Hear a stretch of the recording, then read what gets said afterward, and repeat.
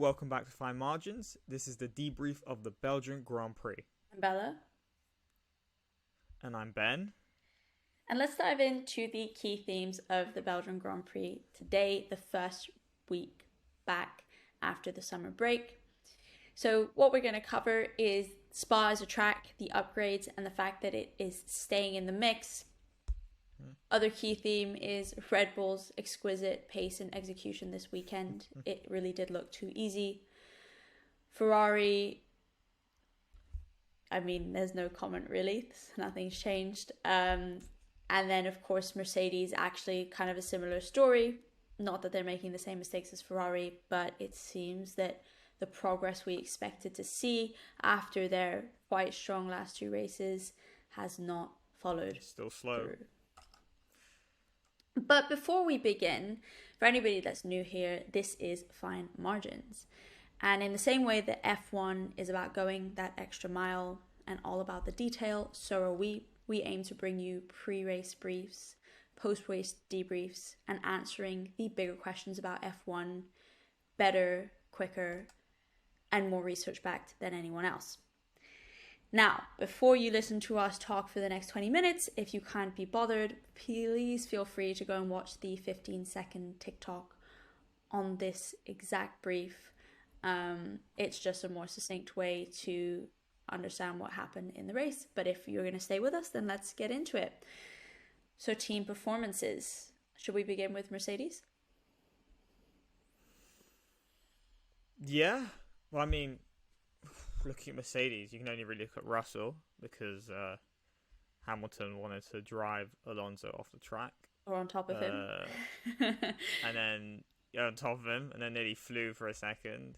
For some context, shame, but if you didn't actually watch the race, essentially what happened is as they were going into a corner, Lewis kind of squeezed Alonso into the corner, and obviously we know that Spa, the track lines are incredibly, you don't want to be ending up on the gravel, and what happened is Hamilton went over Alonso's front left tire and got considerable air.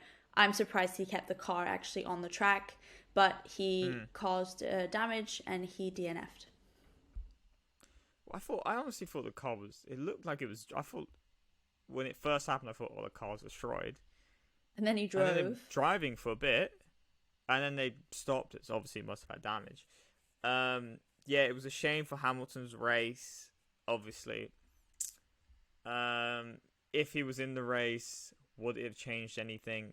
No. The Mercedes, I don't know what they were doing during the summer break, but it seems like they've taken a step back from putting a car on pole in Hungary and having Hamilton finish P2 to now being, 1.8 seconds off Verstappen for Lewis and 2.1 seconds off Verstappen from Russell in qualifying, to then also just, not really being in the fight for the win. I think Russell had a stereotypical Russell performance. Was very good in the car, kind of drove by himself, nearly caught up to Sainz in the end, but I think the car lacks pace. Yeah, between laps 19 and 22, I was having the question, is Russell going to hunt Sainz down? He was taking off, he took off 4 seconds in 4 laps, but then he pitted. Obviously had to begin that process again. And then, of course, Hamilton and Alonso, quite interesting quote from Alonso. He goes, this guy only knows how to be first, basically saying, because Hamilton was starting behind Alonso in 4th. Yeah, Alonso was essentially saying he's been first and starting on pole for so long, he doesn't understand the rules. Which, do you know what? I think anytime Alonso... But it's Alonso. It's Alonso and Hamilton. It's not just Alonso. Yeah. And anytime they're going to be next to each other on the grid, it's going to get messy. I actually think Alonso's kind of more bitter than Hamilton. I think Hamilton doesn't have as much bad blood there. But I did think Hamilton squeezed him today, so maybe I'm wrong. No, he did. It was Hamilton's fault. But it's funny because lately, at least what I've been seeing in the last 4 or 5 weeks, Alonso's been actually very respectful in like the media towards Hamilton. You know, saying that, you know, he's the best person I've ever drove, like, out of my teammates. He was the best, and saying he was on a different pedestal than everyone else. So I think there is obviously that level of mutual respect. But then sometimes it's just very malicious, like it was today. I was like waiting for them to play the replay. I was like, what happened? Like, how did he get air? I don't understand. Like, I just saw Hamilton fly. And I was like, what? I know. And it's like, Jesus. Exactly. Which brings us actually to a point that I think is worth acknowledging, which is number one, Spa will be on the track list for next year. Big win. Big win. Big win. We're not going to get, you know, if you want to have our feelings about them taking Spa off the grid, you can go watch our pre-race brief. But basically, you know, where is F1 going? We don't know. Is it money? Is it the spectacle? Who knows? But I think Spa and the upgrades that they brought, notably the gravel traps, which we did see make a difference, you know, did add some dynamics to the race. Spa is an epic track. It always will be, and it's even more epic now. And I think that first 2 laps where you just saw how close everyone was together. At one point you had 4 cars, I think it was in the midfield, all racing together, you know, on this beautiful backdrop. It really is one of a kind, and it will be staying. Now that allows us to segue into Ferrari and their weekend, starting first with Sainz, who ended 3rd, and Leclerc starting 14th and ending 6th, which really should have been 5th.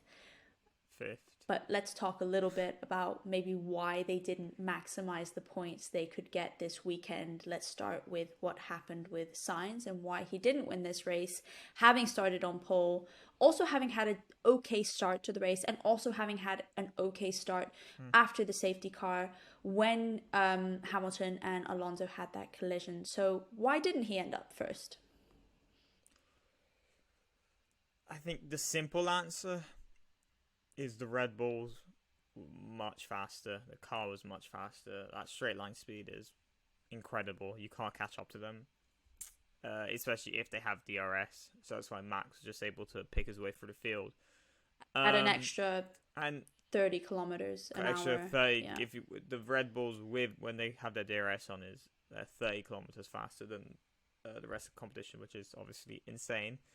Another thing is just, honestly, it seems like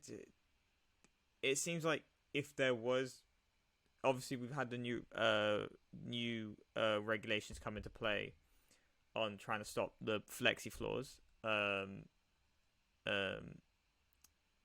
it seems like that has affected the Ferraris more than the Red Bulls. Red Bulls seem faster. The gap between the rest of the competition seems bigger than it was pre-summer break. But for the Red Bulls, for the Ferrari, they seem a little slower than the Red Bulls. It seems like there's a gap there, and they were suffering from high degradation. The Red Bulls were able to make their tires last longer. Yeah, I mean, so there's certainly a gap there, and everyone said it. Red Bulls are quick, but then it also comes down to they didn't do the basics. But the strategy, obviously, the second half of it is, it's just incredible.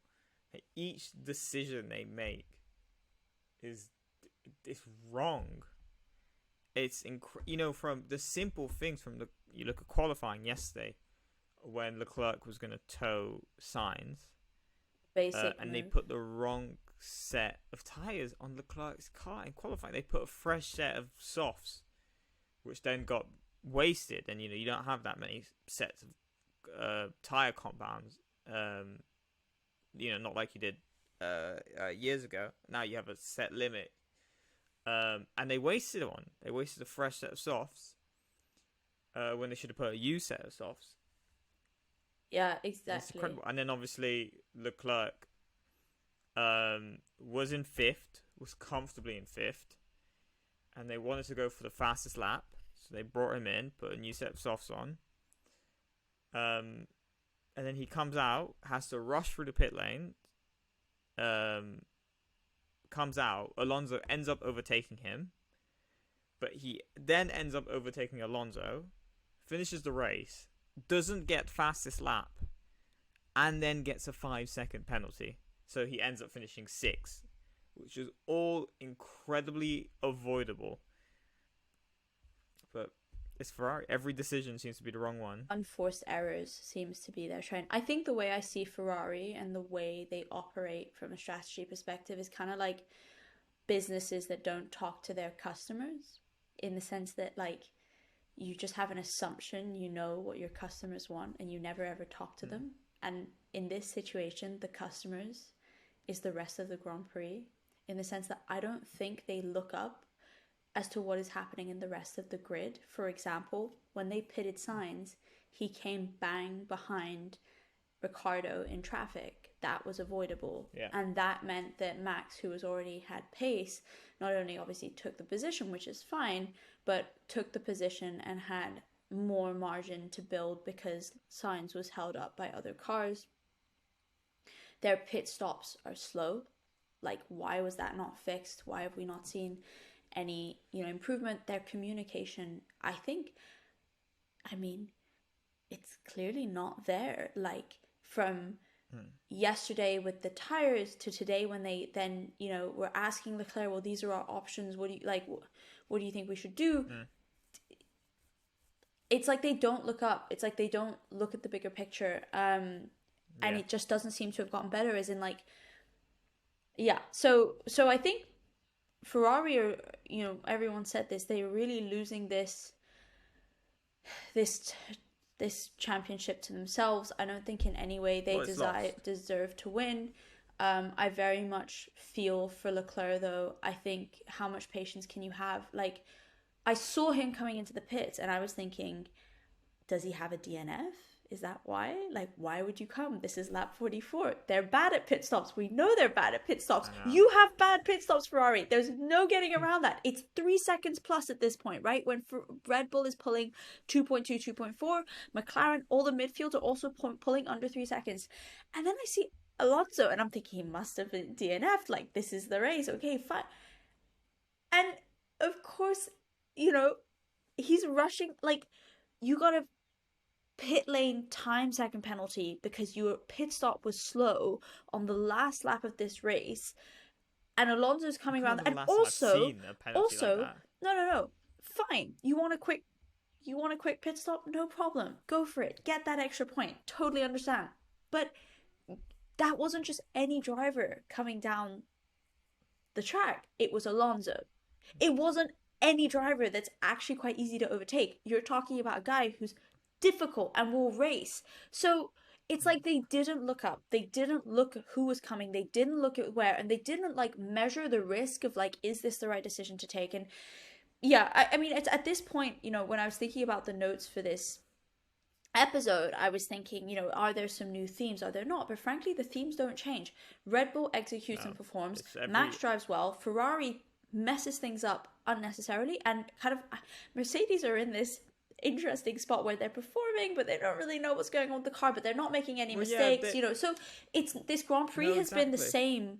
This whole championship has been the same since, I think, after race 7, 5 or 6. Like, I don't think the second half of this season, outside of the driver transfers, is really like, nothing's changed. It's almost predictable what's going to happen. And I thought maybe with the starting 3, with it being different drivers of Sainz, Sergio and Alonso, but no, it was the same endings. It's quite interesting, actually. And I think it's a shame for Mercedes, because this would have been their best chance to win a race out of everything, considering the 2 fastest drivers on the grid starting at the back. Which is why, but I think for Hamilton, chose not to take one of the caddies home and just walked. Did you see that shot where it was just him walking head down? Because I think he knew that. I think he was incredibly dejected by the fact that he DNF'd, which never happens. Well, no, but not even. I think if he stayed on, if he didn't DNF, he wouldn't have won that race. He wouldn't. He could have driven the best drive of his life. He would have not won that race. Because that car is not fast enough, unfortunately, on a track like Spa. But I think just to close up on the Ferrari situation, in any major sports you play, and any form of high-level competitive sports you play, there's two key principles that you kind of want to just have, or two things you want to do. It's one, make sure you keep your destiny in your own hands. If you want to win a competition, you win. It's in your power, not you have to rely on other people's wins or losses to be able to win a competition. And secondly, don't beat yourself. You're out there, you have 19 other drivers or 9 other teams trying to beat you, trying to finish ahead of you. Don't beat yourself, don't make mistakes, don't make simple mistakes. That's the basics of competitive sports. Yeah. Those two principles, and Ferrari can't seem to get them right. So much for a 3-week break. Okay, cool. So moving on, we will go to, I think, Red Bull. Look, Max went from 14th to 6th by lap 6, right? And then he was 3rd by lap 8. He was 3rd by the 8th lap, and then he was 1st. And he ran a really good strategy with a one-stop race. The only reason he pitted again was because he was so far ahead that he could pit comfortably and go for the fastest lap, which I think Ferrari should learn from how they executed that. And then nothing much to say. Honestly, I think at this point, like, Verstappen went into this race being like, okay, like, I'm quite far ahead. I'm starting from the back. That's actually quite nice. It'll be quite fun. No one, doesn't matter how far ahead you should not adopt a 0-0 mentality. It doesn't matter if you're winning by 300 points. You shouldn't assume you're going to win. But he did go into this race saying, look, I'd be happy to get a podium. He obviously came first. I think he pulled a Hamilton-esque type recovery. I have nothing to say about that or the strategy that was executed. But do I think it was an amazing day for Red Bull? No, because I'm not sure how, with all of that in mind, Perez ended up behind Max, considering he started 2nd and Max started 14th. That's the bit that I don't understand. I think just Max has proven consistently he's just significantly faster than Perez, unfortunately, and we all love Checo, but he's faster, and we thought that gap was smaller after the first 3-4 races this year, and especially after Checo won in Monaco. And he put it on pole in Jeddah, I think. But then after that, it's gone a bit downhill for Sergio if you compare performances to Max. I think Max right now is probably performing like he's the best driver on the grid. And he's also in the fastest car, so he's close to untouchable right now. He can start from 14th in Spa. He can spin in Hungary, but still win the race. Yeah. And I think that's the simple reason why Max was able to finish first and Checo finished second, even though Max started 12 positions behind him. Do you think Checo's vibe or presence has changed since midway through the first half of this season, like Barcelona, where he was in positions to perhaps win some races and those were cast aside for Max's win? Like, do you think it's a personal thing? Do you think his commitment to the team, even though he's doing all the right things and even though he came second, do we think another Daniel Ricciardo situation is going to come up? I don't think so. Because I think your commitment to the team, he's a competitive racing driver. You're there to win races, Every new track you go to is an opportunity to win a race, especially for Checo and the car that he's in. But I think you come to the realization, a bit like Bottas in the Mercedes. We all knew Bottas was a very good driver, and on his day, he's a fantastic driver. Yeah. But I think you get put up into this generational type driver that you can beat on some weekends, but you just look at, the season as a whole and be like, well, I don't know how he's getting that performance out of the car. I don't know how he's finding those extra couple tenths each week. And I think you just come onto the realization that, God, this dude, he's good. I can't be good. faster than him. He's actually really good. Yeah. I can't be faster than him. And I think maybe mentally you kind of you go into that number 2 driver in your head. I think you get it start because you just come to acceptance that I'm just not faster than this dude. Yeah, absolutely. And actually mentioning Valtteri Bottas, it is his birthday today, so happy birthday, Valtteri! And sorry you didn't finish the race. He got beached, unfortunately. By Latifi. surprise, Latifi. Moving on. So Alpine, good day for them again. Doesn't seem that the Alonso departure has rocked the boat too much from a performance perspective. They ended 5th and 7th. Alonso and Ocon respectively from 3rd and 15th, and there was no inter-team battles today, which was very nice to see. Maybe Ocon's like, well, you're going now, so like I don't need to worry about you too much. And then Aston Martin, same thing, right? Usual type of race for them. They were kind of had good pace. 4 points. Yeah. I think they started. This is the first race I can think of. Granted, it is with felt like half the grid had engine penalties, back of the grid penalties. So they started something like 10th and 11th. Yeah. They brought in 4 points. Yeah. For a team that's 9th in the championship, 4 points is massive for them. So Vettel did a good drive. Again, all the people that finished above him, they had much faster cars, unfortunately. Yeah. But a good day for them. Like a good day for AlphaTauri. They brought in 2 points. They're 8th in the championship. 2 points is big for them. Williams, especially since AlphaTauri, I can't think.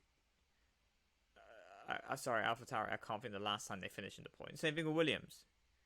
Brought in a couple points. Yeah, good on Albon. Great, good for them. Good on Albon. They got. They were stuck on 3 points. Now they've gone up. But McLaren still 10th by a fat margin, but points are points. McLaren. Dreadful. I think Ricciardo's. He's done. This triple header is I wouldn't say no, he's but done. this triple header, like, okay, for some context for people who maybe don't watch as much the driver transfer market of F1 and all the drama that goes on there, I'd really recommend you do because it's quite, it's good to watch. But basically, the drivers that don't have seats at the moment are Daniel Ricciardo, Joe, Tsunoda, Mick Schumacher, and is that it? I think that's it. Right. Latifi. And Latifi. Meaning teams that have seats are McLaren, Williams, AlphaTauri, Alfa Romeo, meaning Alpine. Meaning that the triple header now, right? Like this comeback from the second half of the season is super important to have one of those moments so you secure a contract for next year. That notably is important for Daniel Ricciardo, and it's not there, and I'm really curious to see if he gets that seat. He needs a Monzo. He needs a Monza, not a Monzo. Monza's a book card. I don't think he's gonna get a Monza, but he needs points, consistent points performances. He started 8th. Norris started somewhere near the back. I can't remember, 16th, 17th, 18th, something like that. And at the end of the race, Norris finished 12th and Ricciardo finished 15th. That's a bad performance, It's a very bad performance. It's not good. And if you look at Ricciardo, he doesn't have that long left in F1 because he's getting older. He's 30 something, 33, 34. It's about mind, not age. Yeah. Well, unfortunately, he's no Alonso, and his performances are diminishing. So you think he doesn't have that many shots left in F1, and if he wants to stay in F1, the only seat that really makes sense is the Alpine seat. Yeah. So he needs to perform well enough for them to give him that seat, because obviously, there's a whole Piastri situation, and I don't think even if they make Piastri stay with Alpine, I don't think he's going to race for them. I think too many bridges have been burnt. So awkward. It would be so awkward, especially because he knows them. But I mean, like, he's raced for them for a long time. Like, the engineers, the team. Yeah. Like, it's awkward. Anyways. Yeah. Yeah, we'll see. I think today, I mean, who do you think did a good job today in showing value that doesn't have a seat? So Tsunoda, Joe, obviously Latifi, no. Like that little, blunder. Joe was alright. Joe was in that battle for 10th and 9th. Finished 14th. Not a great performance. Tsunoda finished 13th. Not a great performance. Ricciardo finished 15th. Not a great performance. Schumacher finished 17th. Not a great performance.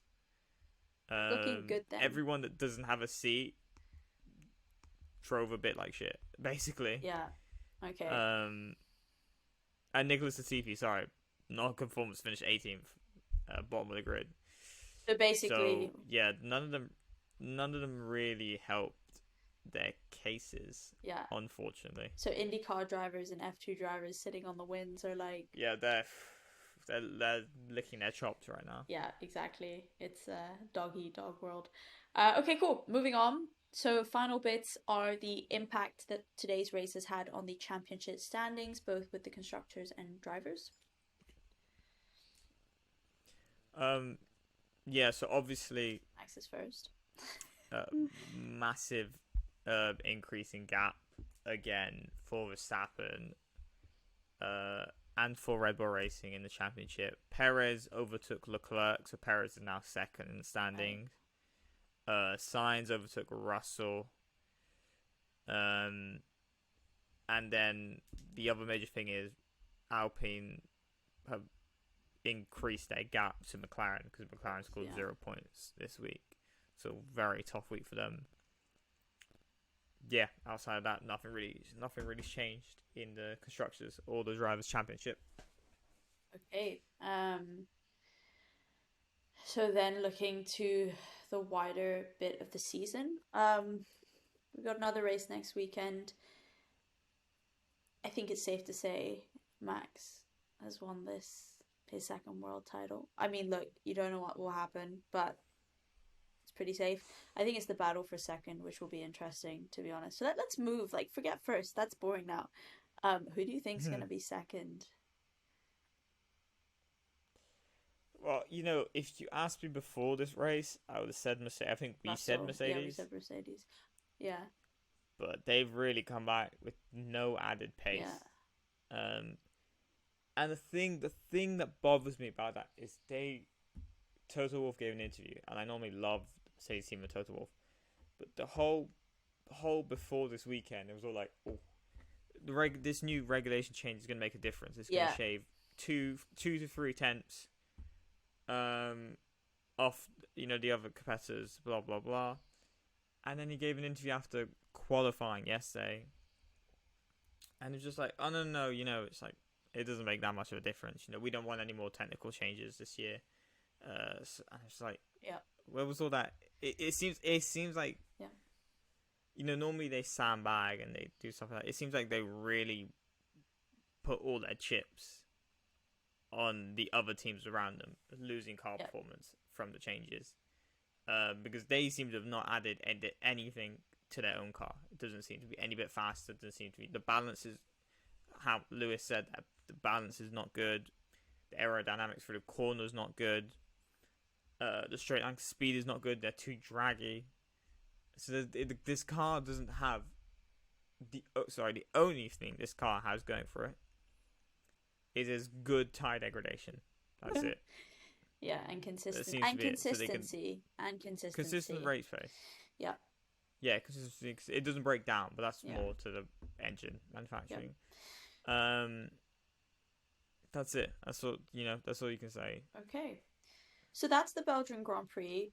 not the craziest of races. Definitely a crazy opening, but I think actually quite a quiet race. Until Ferrari make a mistake, then it gets interesting again. We will be back on Thursday for a pre-race debrief of next weekend, and in the meantime of that, we will be covering the Audi movements in the background and how that plays into the Andretti situation, which we actually did a video on. So go watch that if you're interested to know why there's been so much blockage of Andretti, who are an American team, joining the sports, but why there maybe hasn't been the same approach to Audi coming in. A lot of hush hush about the Audi announcement. Like, I feel like there was a lot of PR and very little substance as to what actually that means. Same with Porsche. But we will be covering those pieces. And yeah, to be honest, we would love any reviews and ratings to know what we should be talking about, what we shouldn't be talking about, what length you prefer for your commute. Maybe this is quite long, and maybe TikTok is too short. So give us that. And thank you very much for listening. This is Fine Margins.